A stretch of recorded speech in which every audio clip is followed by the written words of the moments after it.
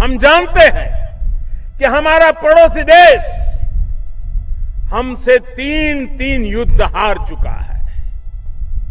हमारी सेनाओं को उसे धूल चटाने में हफ्ते 10 दिन से ज्यादा का समय नहीं लगता। ऐसे में वो दशकों से भारत के खिलाफ छद्म युद्ध, प्रॉक्सी वॉर लड़ रहा है। इसी प्रॉक्सी वॉर में भारत के हजारों नागरिक मारे गए, हजारों जवान शहीद हो गए, लेकिन इसके पहले इसे लेकर के क्या सोचते? वो लोग सोचते थे कि आतंकवाद, ये आतंकी हमले, ये बम धमाके, ये तो लॉ एंड ऑर्डर प्रॉब्लम है। इसी सोच की वजह से बम धमाके होते गए, आतंकी हमलों में लोग मरते गए, भारत मां लहूलुहान होती गई। बातें बहुत हुई, भाषण बहुत हुए, लेकिन जब हमारी सेनाएं एक्शन के लिए कहती तो उन्हें मना कर दिया जाता, टाल दिया जाता। आज युवा सोच है, युवा मन के साथ देश आगे बढ़ रहा है और इसलिए वो सर्जिकल स्ट्राइक करता है, एयर स्ट्राइक करता है और आतंक के सरपरस्तों को उनके घर में जाकर सबक सिखाता है। इसका परिणाम क्या हुआ है वो आप भी देख रहे हैं। आज सिर्फ जम्मू कश्मीर में ही नहीं बल्कि देश के अन्य हिस्सों में भी शांति कायम होती चली जा रही है। अलगाववाद, आतंकवाद को सीमित करने की दिशा में हम तेजी से आगे बढ़ रहे हैं। कभी कभी कोई बीमारी लंबे समय तक ठीक न हो तो वो बीमारी ही शरीर का हिस्सा बन जाती है। हमारे राष्ट्र जीवन में भी ऐसा ही हुआ है। ऐसी अनेक बीमारियों ने देश को इतना कमजोर कर दिया कि उसकी अधिकतर ऊर्जा इनसे लड़ने निपटने में ही लग जाती है। क्या कश्मीर को ऐसे ही चलने देते जैसे वो चल रहा था? साथियों, जम्मू कश्मीर में आर्टिकल 370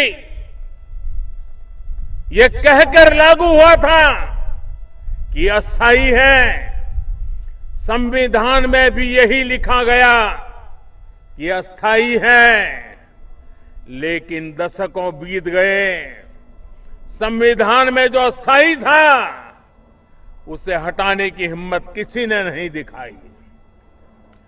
वजह वही थी, सोच वही थी, अपना हित, अपने राजनीतिक दल का हित, अपना वोट बैंक। क्या हम अपने देश के नौजवानों को ऐसा भारत देते जिसमें कश्मीर में आतंकवाद पनपता रहता, जिसमें निर्दोष लोग मारे जाते रहते, जिसमें तिरंगा का अपमान होता रहता और सरकार तमाशा देखती रहती? पहले नॉर्थ ईस्ट के साथ जिस तरह की नीति अपनाई गई, जिस तरह का व्यवहार किया गया, उसे भी आप भली भांति जानते हैं। दशकों तक वहां के लोगों की अपेक्षाओं और आकांक्षाओं को नजरअंदाज किया गया। वहां के लोगों को ही नहीं, वहां की समस्याओं को, वहां की चुनौतियों को अपने ही हाल पर छोड़ दिया गया था। 5-5, 6-6 दशक वहां के अनेक क्षेत्र उग्रवाद से परेशान थे। अपनी अपनी मांगों की वजह से नॉर्थ ईस्ट में कई उग्रवादी संगठन पैदा हो गए थे। इन संगठनों का लोकतंत्र में विश्वास नहीं था। वो ये सोचते थे कि हिंसा से ही रास्ता निकलेगा। इस हिंसा में हजारों निर्दोष लोग, हजारों सुरक्षा कर्मियों को शहादत मोलनी पड़ी। क्या नॉर्थ ईस्ट को हम अपने हाल पर ही छोड़ देते? क्या अपने उन भाई बहनों की परेशानियों से, उनकी दिक्कतों से ऐसे ही मुंह फेर करके बैठ जाते? मेरे नौजवान साथियों, ये हमारे संस्कार नहीं है, ये हमारी कार्य संस्कृति नहीं है। नॉर्थ ईस्ट को लेकर आज आपने शायद सोशल मीडिया में अपने मोबाइल फोन पर देखा होगा, शायद अखबार देखने का मौका मिला होगा, टीवी देखने का मौका मिला होगा, मीडिया में भी देखा होगा। बोडो समस्या को लेकर एक बहुत बड़ा और ऐतिहासिक समझौता हुआ है। पिछले 5-6 दशकों में देश के ऐसे क्षेत्र और विशेषकर असम जिस स्थिति से गुजरा है, उसे बदलने के लिए कोई ठोस पहल कभी नहीं की गई। क्या हम इस स्थिति को ऐसे चलने देते? जी नहीं, कतई नहीं। हमने एक तरफ नॉर्थ ईस्ट के विकास के लिए अभूतपूर्व योजनाओं की शुरुआत की और दूसरी तरफ बहुत ही खुले मन और खुले दिल के साथ सभी स्टेक होल्डर्स के साथ बातचीत शुरू की।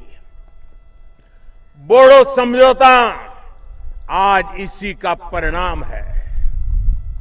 कुछ दिन पहले मिजोरम और त्रिपुरा के बीच ब्रू जनजाति को लेकर हुआ समझौता इसी का नतीजा है। इस समझौते के बाद ब्रू जनजातियों से जुड़ी 23 साल पुरानी समस्या का समाधान हुआ है। अब उन्हें अपने जीवन के सबसे बड़ी चिंता से मुक्ति मिली है। बरसों से ये लोग विस्थापित का जीवन जी रहे थे, न रहने का ठिकाना, न बच्चों का कोई भविष्य। हमने सबको साथ लिया और एक समाधान खोजा। सबका साथ लेकर, सबका विकास करते हुए, सबका विश्वास हासिल करते हुए देश को हम आगे बढ़ा रहे हैं। साथियों, इस देश का कौन सा नागरिक ऐसा होगा जो ये नहीं सोचेगा, नहीं चाहेगा कि हमारी सेना आधुनिक हो, सामर्थ्यवान हो? कौन नहीं चाहेगा कि उसके देश के पास युद्ध की आधुनिक सुविधाएं उपलब्ध हो? हर देश प्रेमी यही चाहेगा, हर राष्ट्रभक्त यही चाहेगा। लेकिन आप कल्पना कर सकते हैं, 30 साल से ज्यादा समय से हमारे देश की वायुसेना में एक भी नेक्स्ट जनरेशन फाइटर प्लेन नहीं जुड़ा। पुराने होते हमारे विमान हादसों का शिकार होते रहे, हमारे फाइटर पायलट्स शहीद होते रहे। लेकिन जिन लोगों पर नए विमान खरीदने की जिम्मेदारी थी, उन्हें जैसे कोई चिंता ही नहीं थी। क्या हम ऐसा ही चलते रहने देते? क्या ऐसे ही वायुसेना को कमजोर होने देते? जी नहीं। 3 दशक से जो काम लटका हुआ था, वो हमने शुरू करवाया। आज मुझे संतोष है कि देश को 3 दशक के इंतजार के बाद next generation fighter plane Rafale मिल गया है। बहुत जल्द वो भारत के आसमान में उड़ेगा। साथियों, हमारे यहां ऐसी भी सरकारें रही हैं, ऐसे भी लोग रहे हैं जिन्हें जवानों को बुलेट प्रूफ जैकेट देने तक में तकलीफ थी। वर्ष 2009 से हमारे जवान बुलेट प्रूफ जैकेट मांगते रहे, लेकिन उनकी बातों पर ध्यान नहीं दिया। क्या मेरा जवान ऐसे ही आतंकियों की, नक्सलियों की गोलियों का शिकार होता रहता है? उसने देश के लिए मरने की कसम खाई है, लेकिन उसकी जान हमारे जैसों से कई ज्यादा कीमती है।